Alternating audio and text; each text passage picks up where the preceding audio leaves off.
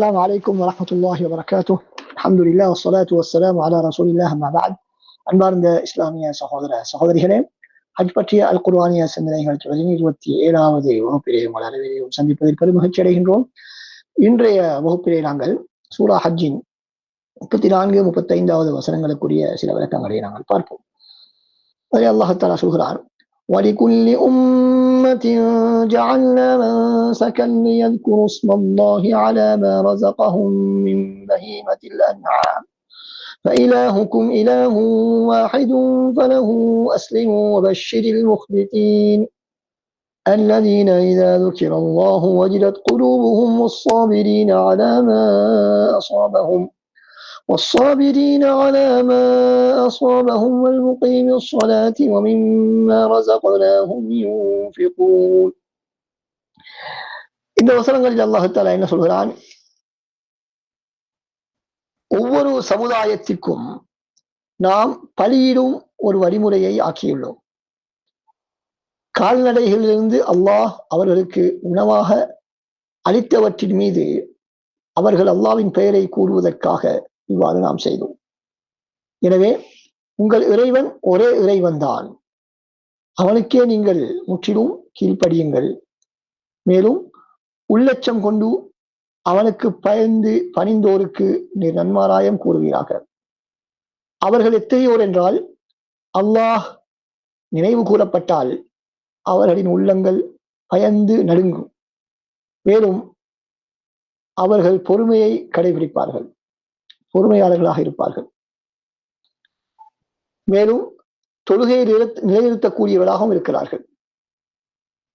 நாம் அவர்களுக்கு வழங்கியவற்றிலிருந்து அவர்கள் செலவும் செய்வார்கள் என்று அல்லாஹ் சுப்ஹானஹு வ தஆலா இந்த வசனங்களிலே குறிப்பிடுகின்றார். எனவே இங்கு நாங்கள் பார்க்கின்றோம், வலிகுல்லி உம்மத்தின் ஜஅல்னா மன்சகன், ஒவ்வொரு சமுதாயத்திற்கும் நாம் அறுத்து பலியிடும் முறையை நாங்கள் ஏற்படுத்தி இருக்கிறோம் என்று அந்த வணக்கம், குர்பானி கொடுக்கும் வணக்கம் இதற்கு முன்னால் உள்ள சமுதாயங்களுக்கும் அல்லாஹ் தஆலா வழங்கிய ஒரு முக்கியமான ஒரு வணக்கம் என்பதை நாங்கள் இதிலிருந்து புரிந்து கொள்கின்றோம். மன்சகன் என்று சொன்னால் இங்கு பல கருத்துக்கள் சொல்லப்படுகின்றன. ஒன்று அறுத்து பலியிடுதல், இன்னும் ஒன்று அறுத்து பலியிடக்கூடிய அந்த இடம், அதற்கும் அது சொல்லப்படும்.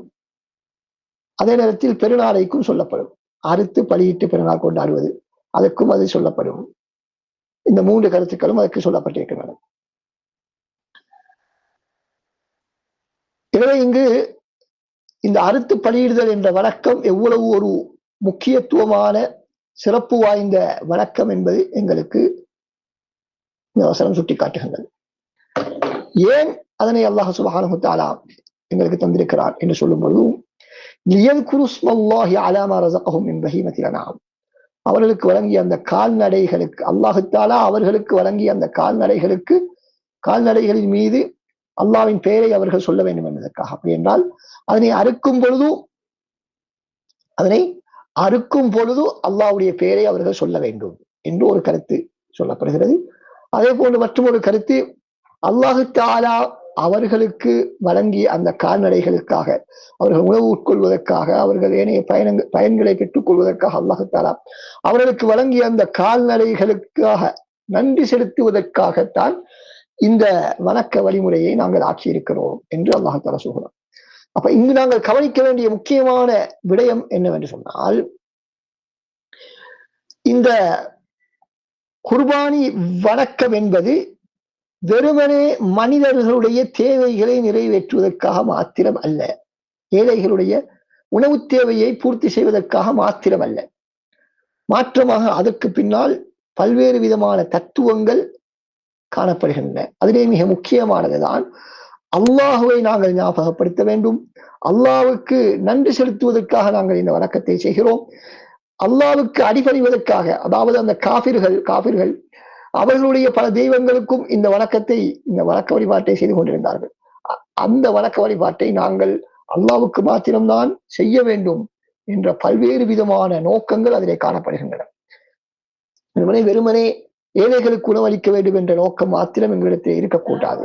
அது அந்த வணக்கத்தினுடைய அந்த தாக்கத்தை வீரியத்தை குறைத்துவிடும். அவ்வாறு நாங்கள் நினைப்பது இல்லை. அது அல்லாவுக்கு நன்றி செலுத்துவதற்காக, அல்லாவை மகத்துவப்படுத்துவதற்காக, அல்லாவை வணங்கி வழிபடுவதற்கான ஒரு முக்கியமான ஒரு வணக்கம், எங்களுடைய அடிமைத்தனத்தை நாங்கள் அல்லாவிடத்திலே பறைசாற்றுவதற்கான முக்கியமான ஒரு சந்தர்ப்பம் என்பதை நாங்கள் புரிந்து கொள்ள வேண்டும். அதனால் தான் அல்லாஹ் தஆலா சொல்றான், ஃபஇலாஹுக்கும் இலாஹுன் வாஹிதுன், உங்களுடைய இறைவன் ஒருவன் தான். அப்படி என்றால் உங்களுடைய இறைவனுக்கு மாத்திரம்தான் நீங்கள் இந்த அறுத்து பலியிடக்கூடிய இந்த வணக்கத்தை செய்ய வேண்டும் என்று அல்லாஹ் தஆலா சொல்கிறான். இன்னும் ஒரு கருத்தின்படி எல்லோருக்கும் அல்லாஹ் தஆலா இந்த வணக்க வழிபாட்டை நடைமுறை அல்லாஹ் தஆலா விதித்திருப்பதன் காரணமாக எல்லோருடைய இறைவனும் ஒரே இறைவன் தான்.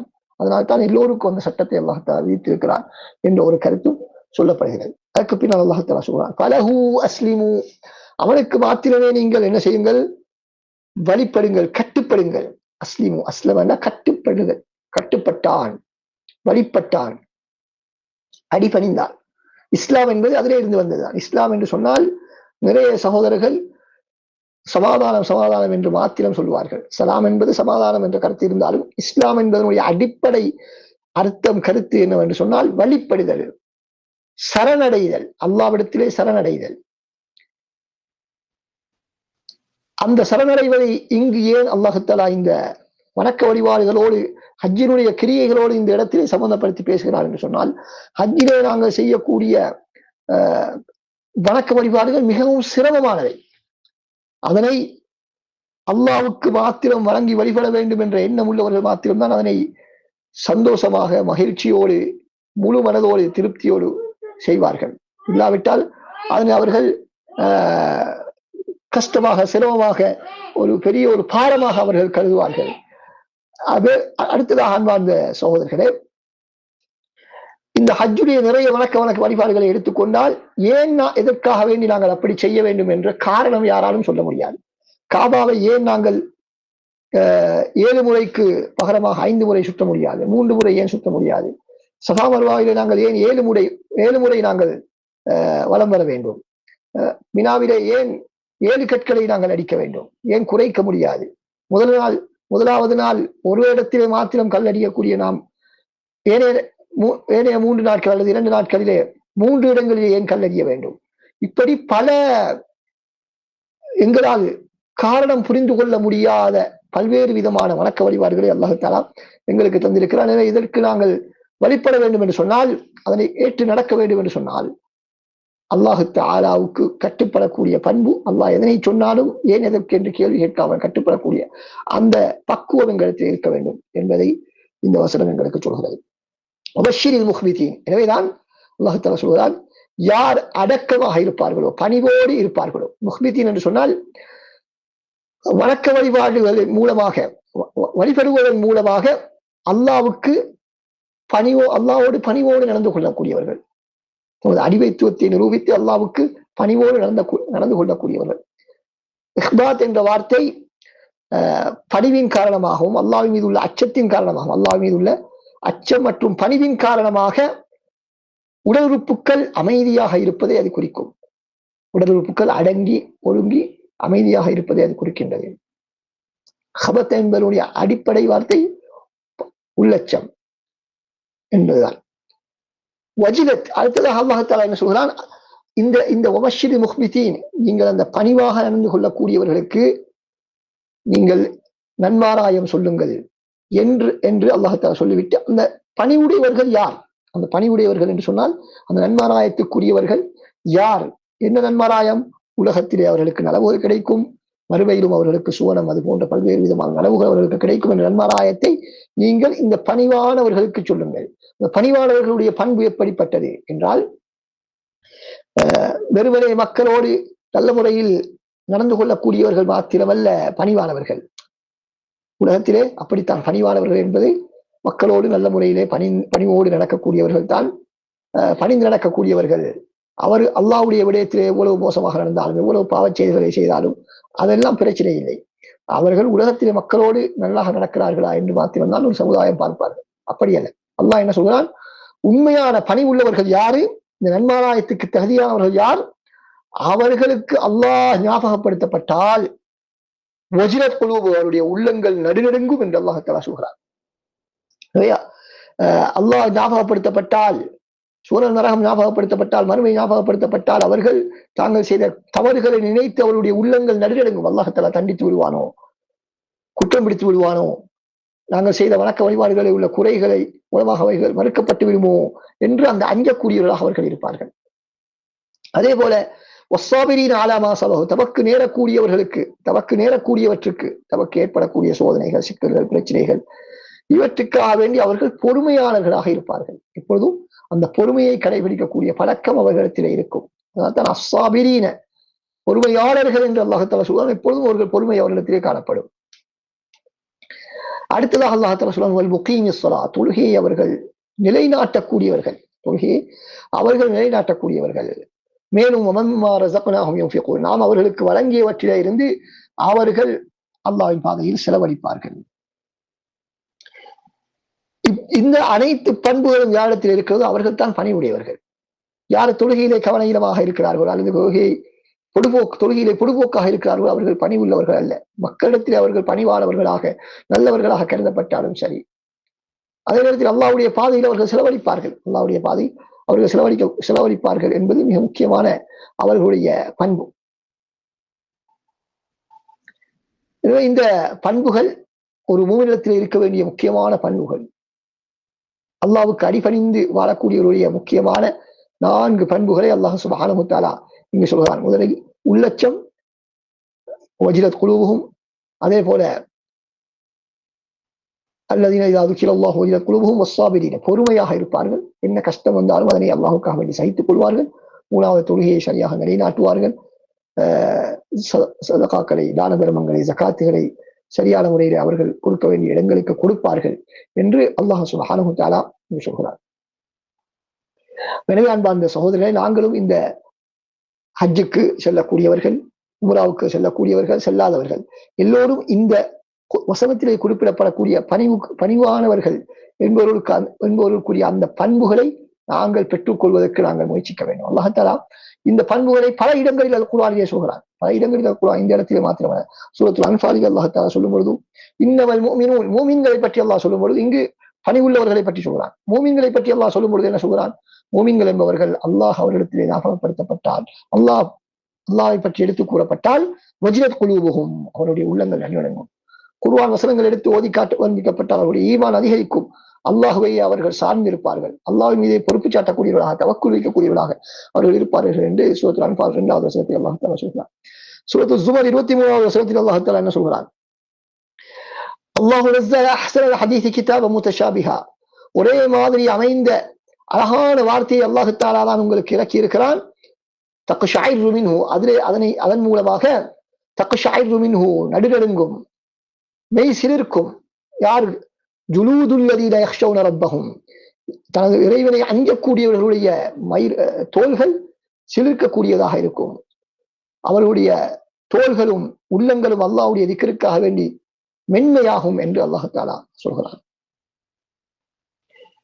அதே போல பொறுமையாளர்களை பற்றி அல்லாஹ் தஆலா சொல்லும் பொழுது சூரத்துல் பக்ரா 185 187வது வசனத்திலே, பொறுமையாளர்களுக்கு நீங்கள் நன்மாராயம் சொல்லுங்கள் என்று சொல்லிவிட்டு அவர்களை பற்றி சொல்லும் பொழுது, அவர்களுக்கு சோதனை ஏற்பட்டால் அவர்கள் இன்னா லில்லாஹி வ இன்னா இலைஹி ராஜிஊன் என்று சொல்வார்கள் என்று அல்லாஹ் தஆலா சொல்கிறான். அவர்களுக்கு அல்லாஹ்வினுடைய பாராட்டுக்களும் அல்லாஹ்வுடைய அருளும் இருக்கின்றது. அவர்கள் தான் நேர்வழி பெற்றவர்கள் என்று அந்த இடத்திலே அல்லாஹ் தஆலா சொல்கிறான். அதே போல தொழுகையை அவர்கள் நிலைநாட்டுவார்கள். தொழுகையை பற்றி அல்லாஹ் தஆலா குர்ஆனிலே பல இடங்களில் சொல்கிறான். அதாவது மூமின்களுடைய சிறப்பான பண்பு, கத் அஃப்லஹல் முஃமினூன், சூரா முஃமினூன் 1 முதல் 9வது வசனம் வரைக்கும் அல்லாஹ் தஆலா மூமின்களுடைய பண்பை சொல்லும் பொழுது, மூமின்கள் வெற்றி அடைந்து விட்டார்கள். அவருடைய முதலாவது முக்கியமான பண்பு, தொழுகையில் அவர்கள் உள்ளச்சமுடையவர்களாக இருப்பார்கள். அப்படியே தொடர்ந்து கூறிக்கொண்டு வந்து இன்னும் ஒரு பண்பாக அல்லாஹ் தஆலா அதே சூறாவிலே, அதே தொடரிலே, வல்லதீனஹும் அலா ஸலவாத்திஹிம் யுஹாஃபிதூன், அவர்கள் தமது தொழுகையிலே பேணுதலாக இருப்பார்கள் என்று அல்லாஹ் தஆலா சொல்கிறார்.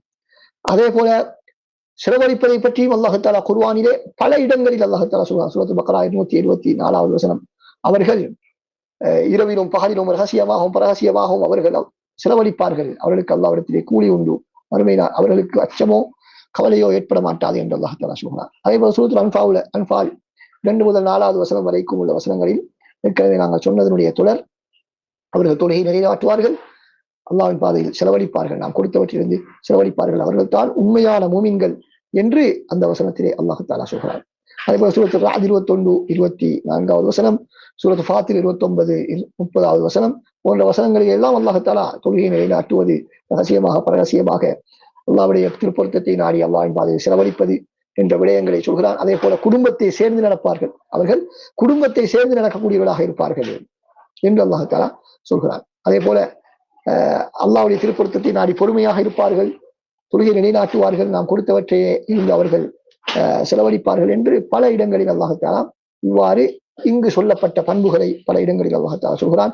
எனவே நாங்களும் இந்த பண்புக்குரியவர்களாக, அல்லாஹ்வை அஞ்சக்கூடியவர்களாக, தொழுகை நிலைநாட்டக்கூடியவர்களாக, பொறுமையை கடைபிடிக்கக்கூடியவர்களாக, அல்லாஹ்வின் பாதையில் தாராளமாக வாரி வழங்கக்கூடியவர்களாக, எங்களிடத்தில் இருக்கக்கூடியவற்றில் எங்களால் முடியுமானதை கொடுக்கக்கூடிய நல்லடியார்களாக நாம் அனைவரும் மாறுவதற்கு வல்லவன் அல்லாஹ் தஆலா எங்கள் அனைவருக்கும் தௌஃபீக் செய்வாராக. வஸ்ஸலாமு அலைக்கும் வரஹ்மத்துல்லாஹி வபரகாத்துஹு.